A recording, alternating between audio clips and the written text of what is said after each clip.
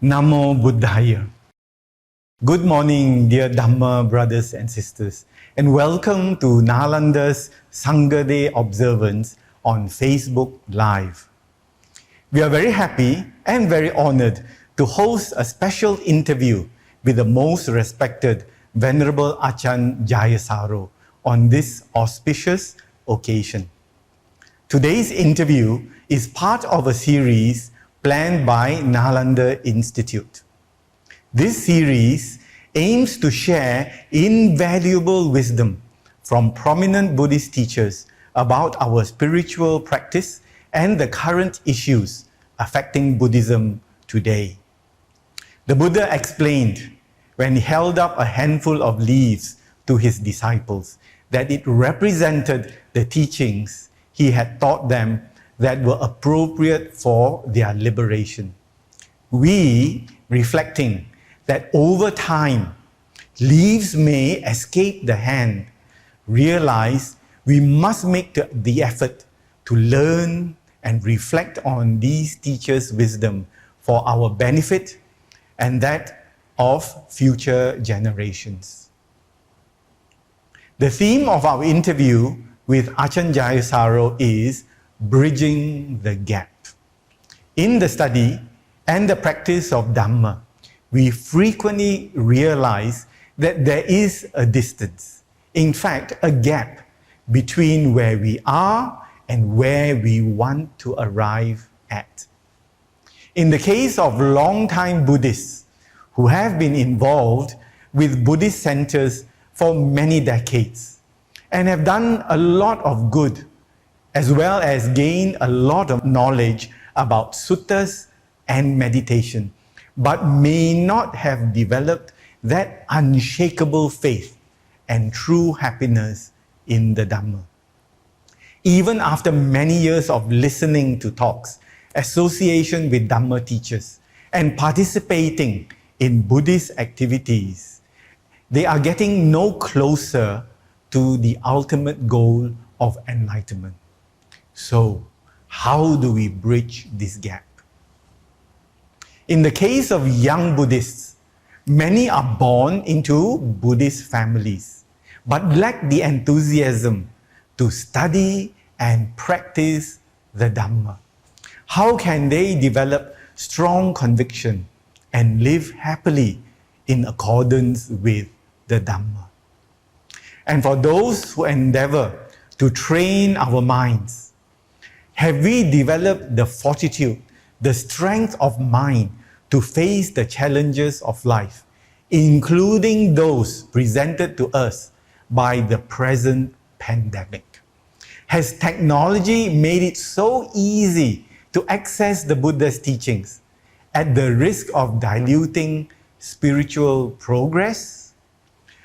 With all these pertinent issues swirling in our minds, we are very lucky and honored to seek the advice and perspective of Venerable Ajahn Jayasaro. Allow me now to introduce Tan Ajahn.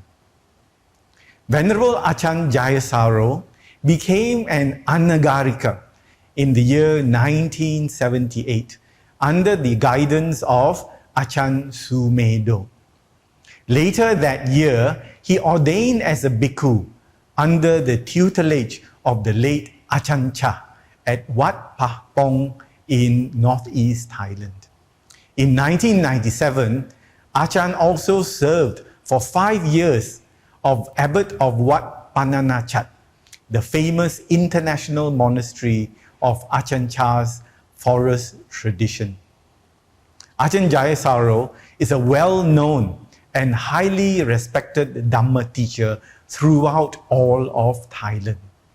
He is also a distinguished author and editor of several publications, including the popular Without and Within, and the extensive biography of Venerable Ajahn Chah entitled Stillness Flowing. Ajahn Jayasaro has a special interest in Buddhist education, being the spiritual advisor to several schools in Thailand. Ajahn has also been a strong supporter of Nalanda's education mission and has visited us several times to give Dhamma teachings at Nalanda. We were very honored to host Ajahn as a speaker at Nalanda Institute's Vachana Conference in the year 2007, 2008, and 2009.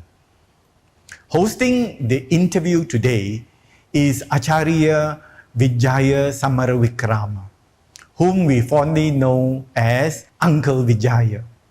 Over the past 5 decades, Acharya Vijaya has given more than 100 talks each year in schools, universities, and Dhamma centers. He has represented Malaysia in numerous Buddhist conventions and conferences, both locally and abroad. Acharya Vijaya was the previous director of Nalanda Institute and is now the chairman of Nalanda Education Committee. So let us put our palms together to respectfully invite Venerable Ajahn Jayasaro and Acharya Vijaya for this special Dhamma interview.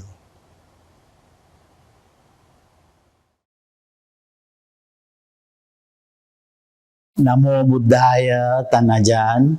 Our deepest respects to you.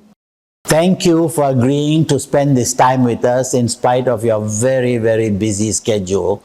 We feel very privileged to be able to listen to Ajahn's views on the state of the world after the devastation caused by the COVID pandemic. Before we begin, will you permit us, please, to ask you a question of a rather personal nature, which is, did the pandemic interfere with your practice as well as your official duties?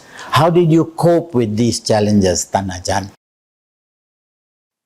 Well, the main impact on my daily life has been that I have had to stop going on alms round, and that is that doesn't affect my my daily meal so much, because there are people who offer food, and there's plenty of food for me to eat. But alms round is one of the most important and fulfilling parts of the daily life of a bhikkhu, and a way of connecting with one's lay supporters in the local village. So I regret that part of my life is, at least for the moment, on hold, although I hope to resume before too long. Otherwise, I would say the main change in my life has been that the annual and semi-annual meditation retreats, which I've been leading for many years, have also had to be cancelled. And so I feel a distance from many of my lay supporters that I would have otherwise met more often, and an increase in the number of requests for Zoom teachings. And so I've accepted invitations from groups in India and Brazil and Russia and China. So it is a way of reaching out to Buddhists in other countries who would otherwise not have this chance of listening to the Dhamma. So certainly for Buddhists in, let's say, far-flung countries or countries with no resident Sangha or no strong Buddhist associations, there's definitely been a silver lining to the COVID pandemic. I myself, I don't, as a general principle, go out and teach outside. So I have, although I have a reputation of being very busy, actually, I have a lot of time in solitude. And so as the majority of my life is usually spent in solitude, it's not really affected myself and my own practice in any deep way. Thank you, Ajahn. I think you have covered the aspect that is concerning us most, not just in Malaysia, but all over the world, the digitalization of the Buddha Dhamma. Now, this brings me to the next question. I think we're leading on from here. And these are the problems which you saw partly as a positive sign, but with its drawbacks. Let's go deeper into this, Ajahn. The world has changed much since Nanachat took the robes. One noteworthy development is the use of technology to communicate with each other around the world, as you just mentioned. Does Ajahn see this as an opportunity to effectively spread the Dhamma to those who have no easy access to it? You mentioned that too. Yeah. Has it made the Dhamma an easy to come by commodity? Has it almost gone to the level of commercialization on the one hand? On the other hand, I also worry that the way it is presented through a camera screen or so on, this Dhamma can become very cerebral. And you mentioned about not being able to go on Pindapat, and that emotional, aspect of religion, are we in danger of losing it? Nanachat? Yeah, I think overall, I think that the pros are outweighing the cons. As with any change, you're going to have the two extremes of outright rejection from like a conservative group of people who say it's not like it was in the old days and so on. And then the other extreme of like out and out embrace that it's obviously better than it's ever been before. But I think the Buddhist approach is always a more nuanced one in which we seek to identify the positive aspects and maximize them as much as possible, and to identify the negative aspects and to minimize them as much as possible. So that's the work of wisdom rather than kind of knee-jerk reaction. I do feel that in many ways we live in a blessed generation in that we have easy access to high-quality Dhamma teachings in a way that could only have been a dream of people in previous generations, or even in our own generation. And for that, I think that's a wonderful thing. On the other side, of course, is that the very nature of the internet is that there's no real quality control. And for someone who doesn't have a good basis, foundation in the Dhamma already, then they can easily be led astray by false teachings or inaccurate and teachings that not fully or accurately representing the Buddha Dhamma. So this is still will remain the role that we as monastics and committed Buddhist groups have of trying to give that kind of reflection about what can be trusted and what is an accurate representation, and for what reasons that we would criticize it if it's not. But the value, as I mentioned just now, I see especially clear for Buddhists in other countries that do not have an established Sangha, or large countries. I mentioned examples of Brazil and Russia and India, where there's just not the option to go and receive teachings face to face from teachers. So if we are to compare it to that ideal situation of going to a monastery and having the whole package, if you like, then it doesn't come out so well. But if we compare it with nothing at all, it actually seems quite a good thing. And one development that I think has been very useful, not just in non-Buddhist countries, but even in Thailand, is that a number of monasteries have been live streaming their morning and evening chanting.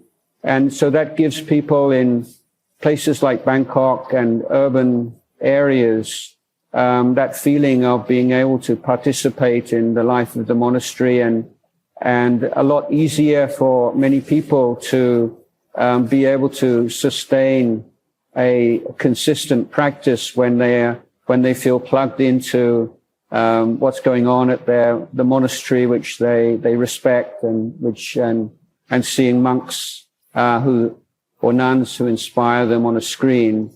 So I think it is very helpful for lay Buddhists in that way. Thank you, Ajahn. Let's go on to the next question. I think it's also tied up with all the pros that you have spoken about, but still not too happy about the cons. Yeah. For example, now we are in the katina period, and how do you stream the katina? Where is the human interactions that has brought us 2,500 years? This is a very new experience, I feel. Yeah. I mean, I think seeing that at least here in Thailand, we're still seeing this as very much a temporary stopgap and not as a permanent change. Of course, everyone would prefer to have the full katina ceremony, but here the question is rather, well, do we just forget about the katina altogether, or do we try to come up with something that can at least meet some of the needs and some of the wishes that we have? So it's more like, well, this is the best we can do for now, rather than saying this is this is the modern way or this is the way ahead. It's very much, well, what else can we do right now? That's basically, don't moan about it. Go ahead and do what you can. Yeah. Next question is also closely related. Meditation. Meditation has become very popular over the past few decades.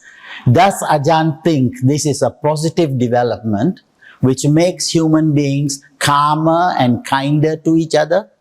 Will it allow us to face hard times such as this pandemic with more courage and optimism? In short, can meditation act as the panacea for our problems? I worry that too much of meditation, especially when it's given by not so well-trained Buddhist monastics, it can become a commercial endeavor. And we have seen a lot of this in the West. Yeah, meditation passing on and making a fast buck. How does Ajahn advise us to approach this problem?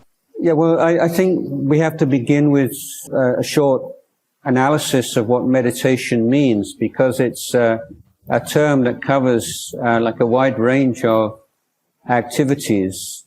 And of course, in Pali language, interestingly, we don't really have a word that is such a clear and obvious translation for meditation, or rather, yes, pavana is the closest, but right there, I think is an important point, that we see pavana as an education or a development in terms of the Eightfold Path, and application of specific meditation techniques is one tool or one aspect of pavana. It's not the whole thing. And so when we say, oh, there is a meditation being taught all over the planet right now, then we would have to say, well, is this consistent with, is it in harmony with the principles of bhavana in the Buddha Dhamma? If a technique is being taught for the purposes of stress relief, then I think we can anumodana. I mean, I'm happy if people are reducing their stress in such a natural way, but it's not bhavana in Buddhist sense. Yes. It's not aimed at nibbana. It's not aimed at the abandonment of all attachment.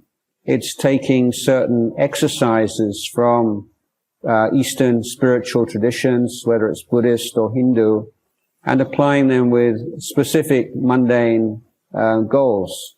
And I think that we can accept that as something which is on the whole beneficial for many people.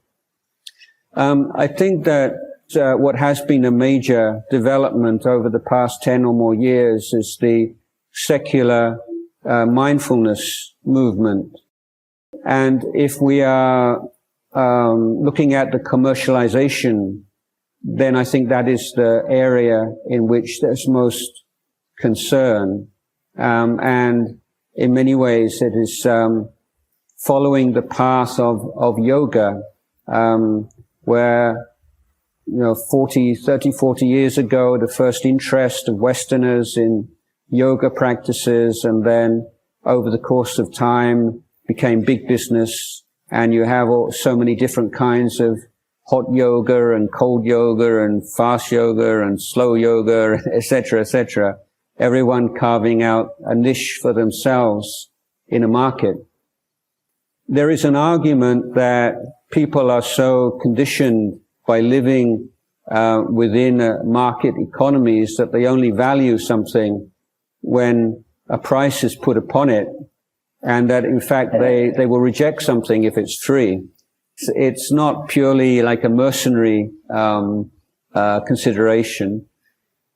I think that it is the role of monastics and Buddhist groups to really try to clarify how we understand the meaning of mindfulness, and not to say we've got it right and you've got it wrong and you're teaching they're teaching what they're teaching, and they can call it what they want to call it, but we can say mindfulness as a translation of sati has this meaning, and this is what we're teaching.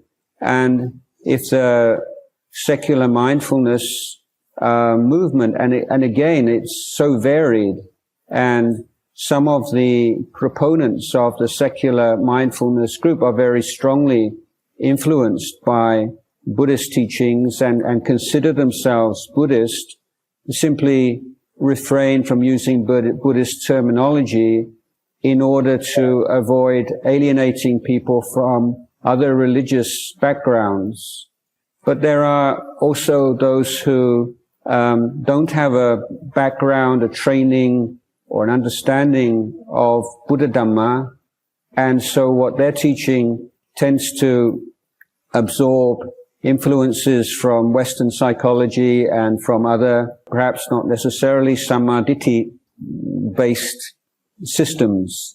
And so, as I say, I think that our role is merely to point out in what ways that departs from what the Buddha was teaching, and say, well, if this is what suits you, if this is what you want, then fair enough. But please don't understand that this is necessarily what the Buddha was teaching.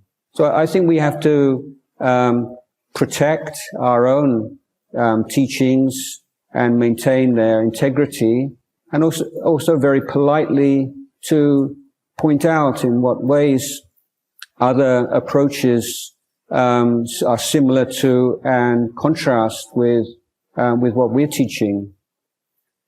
But we don't have any monopoly, of course, and although we may feel we are the the experts or the authorities. That's not to say that people who log on to their websites and YouTube and whatever have the same idea.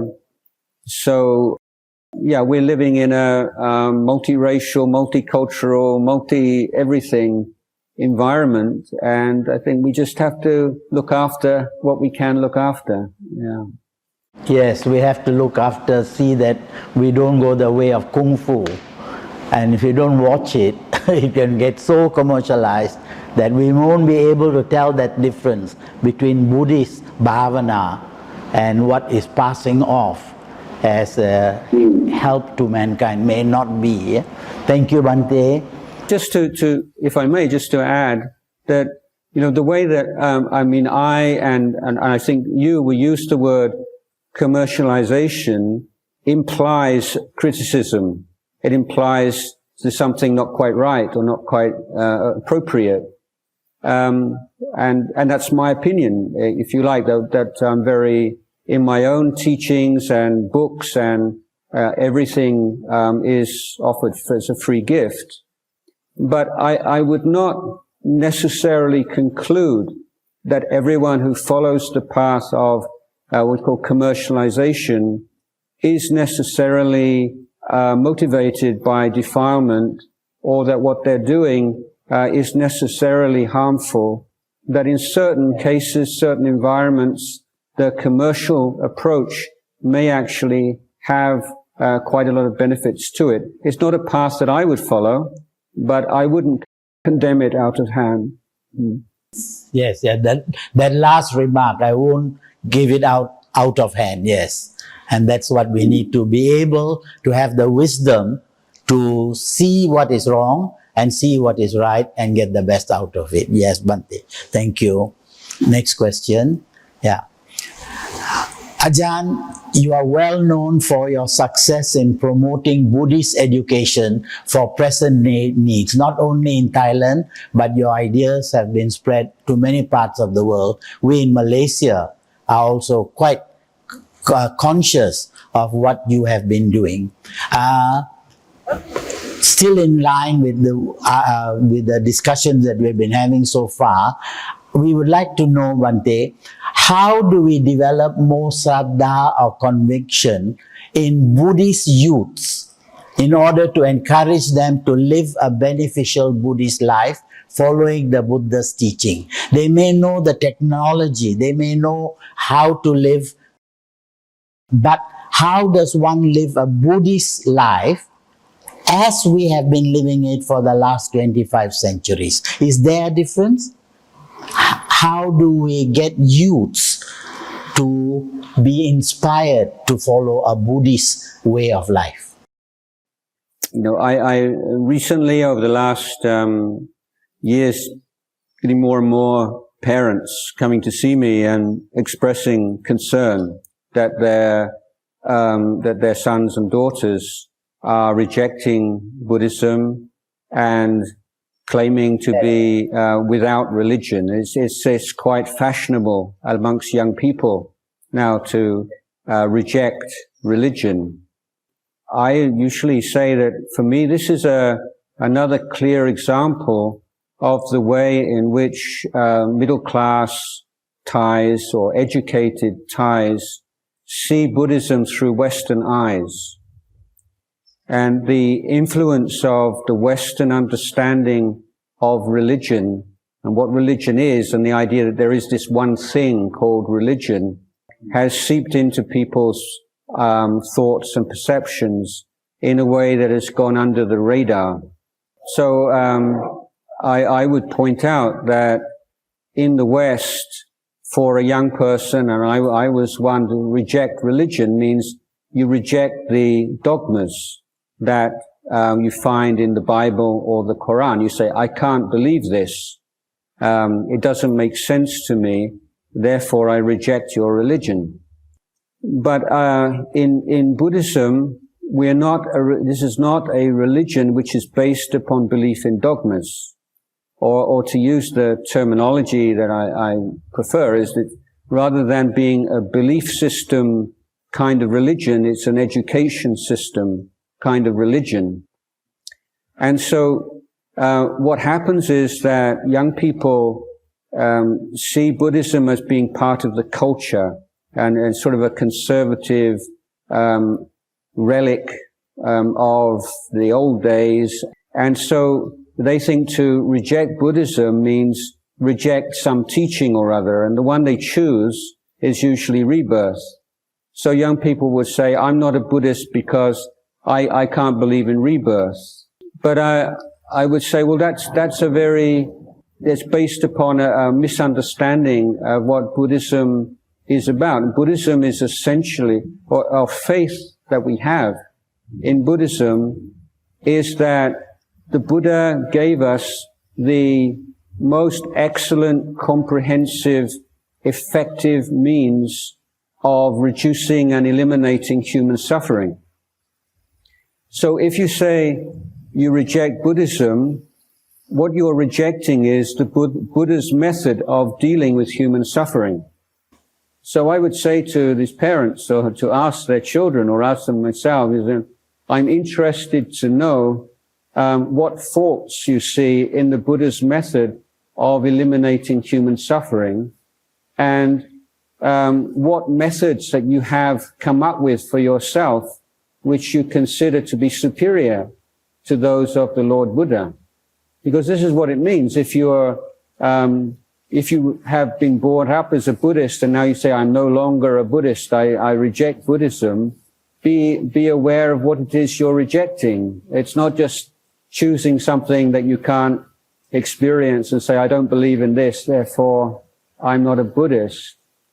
So I think that the way to instill faith is the way that the Buddha himself demonstrated. You start off with human suffering. You start off with the suffering of teenagers, the suffering of stress and depression, anxiety, relations with family members, relations with boyfriends and girlfriends, and say, how do you deal with this? And we're facing all kinds of challenges now through whether it's the pandemic or the rapid development of new technologies, whether it's AI and nanotechnology and things which are going to change our world radically within the next few years. And also, of course, climate change. So we're living in a world we're facing huge challenges.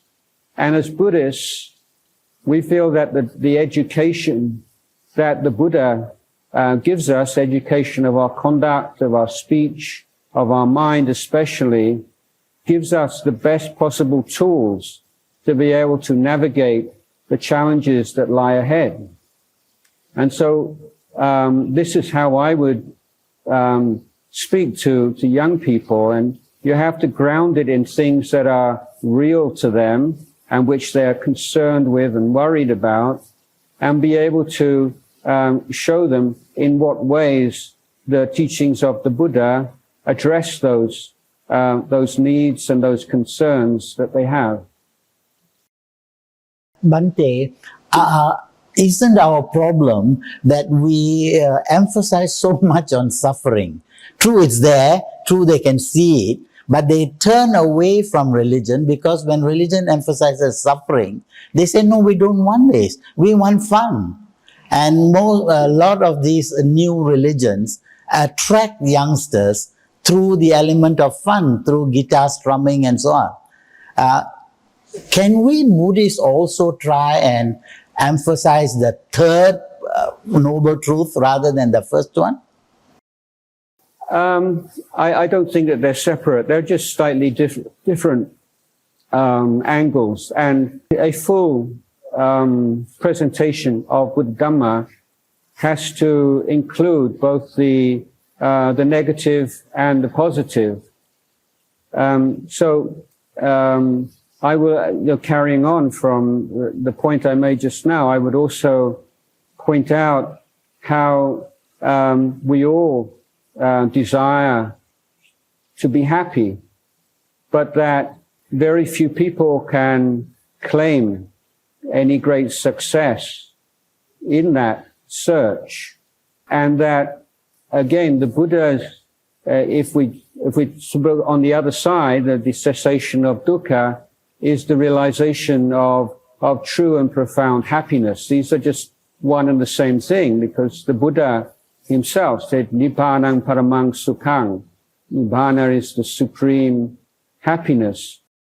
But Nibbana is such a difficult term, and has been painted by missionaries and all kinds of people as a complete absence or an annihilation. But I think although Nibbana itself is impossible to talk about it really, what we can talk about are the qualities of those people who have realized Nibbana. And we start with the Buddha, and in the commentarial traditions, we speak of three main virtues, those of wisdom, compassion, and purity. And so we can speak about the Buddha's path as a path towards wisdom and a path towards compassion. Absolutely. And I think purity can best be explained in terms of inner freedom. So you say, okay, you want to be happy. How is it going for you? Is it not true that so much of our search for happiness is frustrated, and that the pleasures that we have are so fragile and so easily lost, and uncontrollable, but that if we observe, for instance, the joy that we get from giving and from kindness and from sharing, the sense of self-respect and well-being that we gain from establishing boundaries for ourselves in our actions and speech, and being able to live within those boundaries voluntarily without desire for reward or fear of punishment, it's a way of happiness. But ultimately, the Buddhist hypothesis, if you like, is that human suffering is produced by defilement, and human happiness, the most reliable human happiness, is produced by virtue. And so this is the challenge. And, is that true? Can you see any relationship between the times when you've been most happy in your life and most fulfilled, and that sense of well-being and inner goodness? Can you see the relationship between the times when you've been most miserable in your life and greed and anger and jealousy and so on? And I think that if you present that as a hypothesis and say, look closely, look at the times when you've been most miserable and the times when you felt the best, and, what are the causal factors there? So if you look at the great practitioners, whether they are monks, nuns, or lay practitioners, I think you can recognize a common factor is they seem really happy. We may talk about suffering, but if you don't really understand suffering, how can you ever be free of it? So it's not like this is a two noble truth teaching. It's a four noble truth teaching, and we have the path to happiness, true happiness, yes, laid out for us. Yeah. Very beautifully explained, Bhante. Thank you so much. Which brings us to the next question, actually. There are Buddhists who devote a lot of their time and resources to supporting Buddhist centers in the hope of experiencing happiness in their lives. But in spite of doing this for many years, I see there are still unhappy people around, and they exhibit all kinds of sadness and ill will. They do a lot of temple work. They do a lot of charity. They do a lot of good. But it doesn't seem to transform their lives. How do we advise these Buddhists to gain the happiness that they seek? Are they looking in the wrong place? Are they looking for the wrong things? Thank you, Bhante. Yes, I think first of all that there is a tendency for meditators or scholars to be a little bit dismissive of people who devote themselves to dana and to supporting, and I think that's a fault, and it's not a good communication skill, because that kind of somewhat arrogant attitude is recognized and people react against it. So I think that wherever goodness is performed and whenever people are making sacrifices and putting effort into a noble endeavor, that we should anumotana and encourage them and praise them for that. But at the same time, we need to remind people that the Buddhist path is one of dana, sila, and pavana. And it's like if you have like a drug cocktail for some serious illness and you're only taking one of the medicines rather than all three, you're not going to get completely cured. And so dana is a wonderful foundation and important part of spiritual life. It opens us up and helps us to recognize the needs of others, and we experience the joy of putting aside our self-concern for the benefit of others. That is very spiritually uplifting, but it has to be combined with the practice of sila and taking more and more care over our actions and our speech, and also for the various meditation practices, because dana is not going to remove your greed and your hatred and your jealousies and your all these things. They don't respond to dana. It's too much to expect dana to be able to deal with those things. We need to expand, and people need to expand upon the goodness that they have performed already and encourage. Why don't you give this a try? Have you noticed, that when you try to help other people, for instance, sometimes I think many people have this expectation that there should be immediately measurable results from it. Some people extend, well, I should have good health and old age, long life and all these things, and so are hurt and depressed when things don't work out that way. But if we use our wisdom and observation skills, you see that whenever you do anything good, there are going to be many different reactions to it, whether you're in the marketplace or you're in the temple. When you do some good action, there will be a core of people who genuinely appreciate it and anumotana with a pure heart.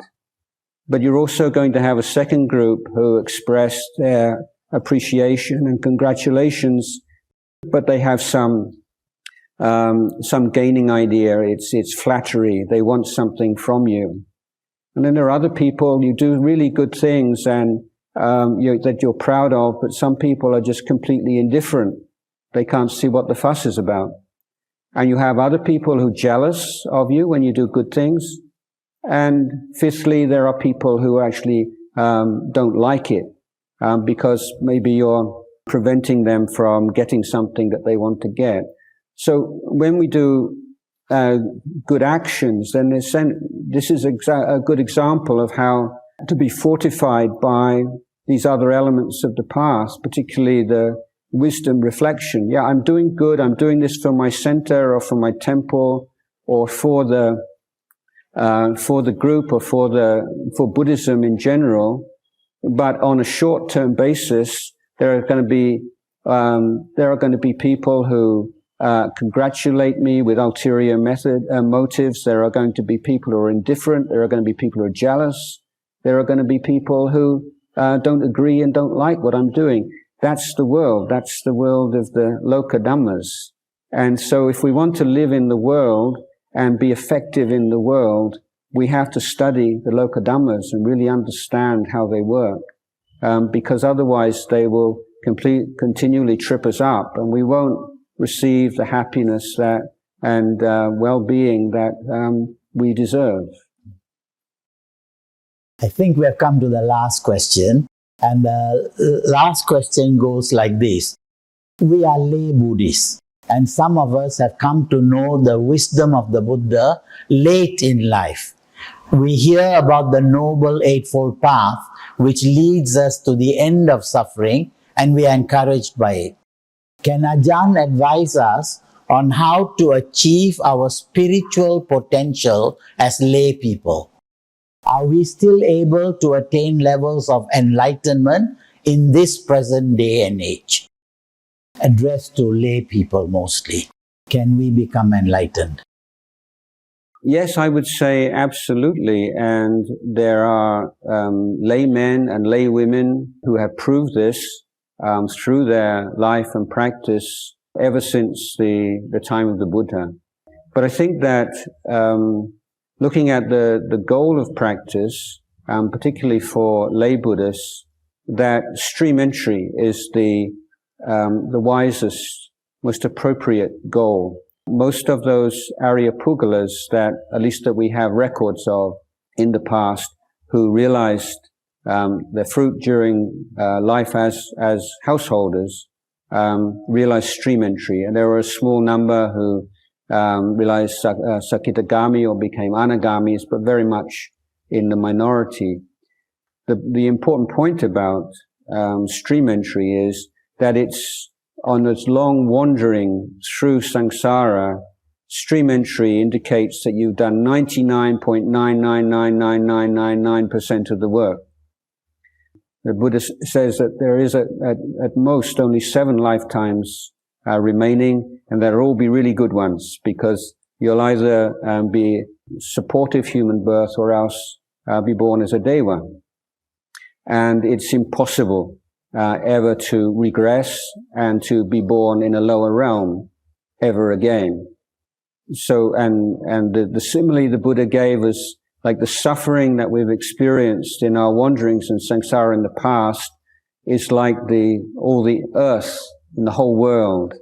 And the suffering that remains for a stream enterer is like the amount of dirt you can get under your thumbnail. So it is a reasonable and accessible goal, and I think less intimidating than nibbana and arahantship, because often we put these things up on a pedestal. But stream entry is really kind of down to earth, and we can read the examples from the Tripitaka of people realizing stream entry. And then we think about Venerable Ananda, for instance, and Venerable Ananda, who was a stream enterer at the time of the Buddha's passing away. You know, that he was in tears, losing the Buddha. So that kind of human side to the Arya-Pugalas is still very much present in the stream enterer. And the fact that the Buddha maintained that as a normal standard of 5 precepts are sufficient, although I would add that keeping 8 precepts on every Uposatha day, and to do regular retreats whenever possible, and just to take a step back from your daily life and responsibilities is very important. But I would say that in the present day, one of the advantages of the development of our society is that we do have choices over livelihood that few people, only the very rich or very privileged, could choose whether or not to work, how many hours to work, or as a woman, whether or not to get married or not, whether or not to have children. So many obstacles to practice, or things that can be obstacles, were insurmountable until very recently. And now if you're a householder, if making a lot of money or becoming rich and powerful is no longer your main goal in life, but you're your goal is to find a way of life which is most in harmony with your spiritual practice. You're willing to live a little bit more frugally, not quite so comfortable maybe, but good enough to help you on the path of practice. So the material side is taking second place to the spiritual side rather than the other way around, but in a way which both are respected. So it's not having to live like a monk or a nun, but merely living in a way that you observe leads to a decline in akusala dhammas and an increase in kusala dhammas. Just a personal question. Do I have to declare myself a Buddhist before I can get any of these privileges? Well, I think the word Buddhist is, it's a matter of language, but I feel proud to say that I have gone to the Buddha, the Dhamma, the Sangha as my refuge. So I think when the moment you start saying a Buddhist, then these days a lot of people say, oh, I don't want to identify with anything, and we get into that whole kind of philosophical debate. But I would say, have you taken the Buddha, the Dhamma, the Sangha as your refuge? And I think you have, and I think that is necessary. Yes, certainly. Finally, Ajahn, does Ajahn have any final advice for our spiritual practice, especially for us here in Malaysia, with particular reference to our difficult times with COVID? Yeah, I mean, it's difficult times for everyone. I would just make a general point, and it's concerning the way of looking at practice and understanding it in a way that bridges this gap or chasm sometime between what we do when we're sitting with our eyes closed in the meditation center and what we're doing in our daily life. And this is the ongoing challenge, whether there's a pandemic or not. And I think that looking at Dhamma practice in terms of the four right efforts is a very skillful way to approach this. So if we look at like a meditation session, we take a meditation object, and we can say that our first priority is to create a relationship between the mind and the meditation object in such a way that as yet unarisen akusala dhammas will not arise. But in the case that we lose our mindfulness or we lose the quality of that relationship, then our next priority is to abandon the unwholesome dhammas that have arisen in the mind.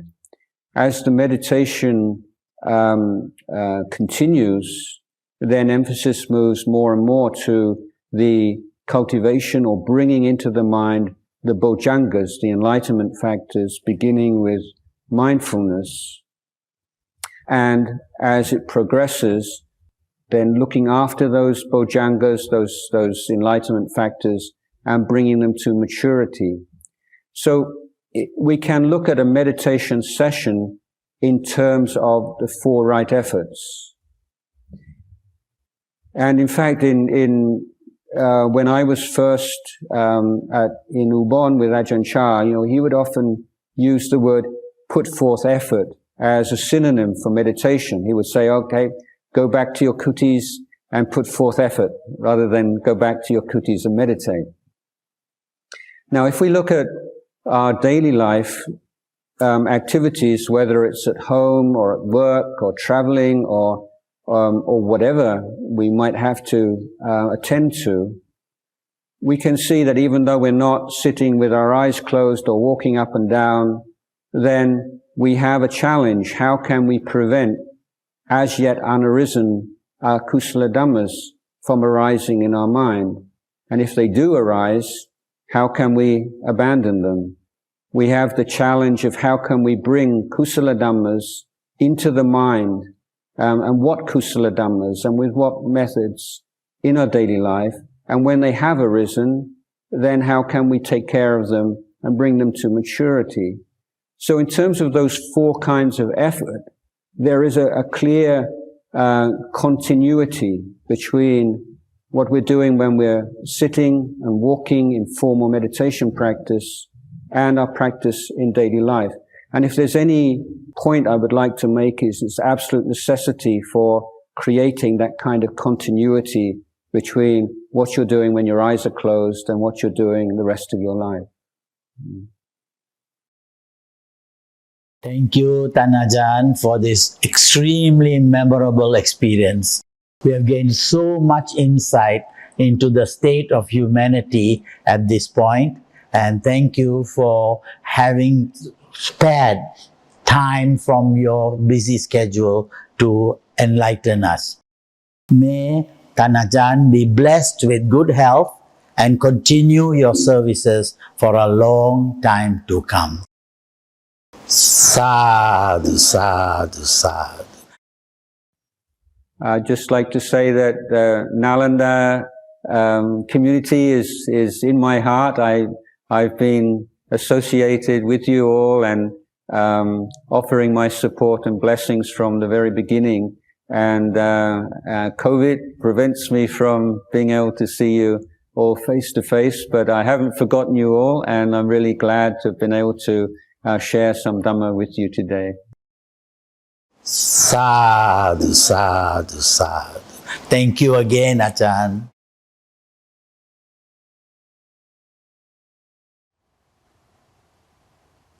Thank you, Ajahn Jayasaro. Our deepest appreciation for your much needed reminders and wise advice. It has given us deep insight into how we can progress in our spiritual practice. As Ajahn has advised, let us remember to practice the four right efforts in our meditation and our daily life, as it is a skillful way of ensuring we continuously take the right steps towards peace and liberation. We also thank Acharya Vijaya for hosting this interview and representing all of us in asking the right questions that are essential for our understanding of Buddhism and its practice. Sadhu, sadhu, sadhu.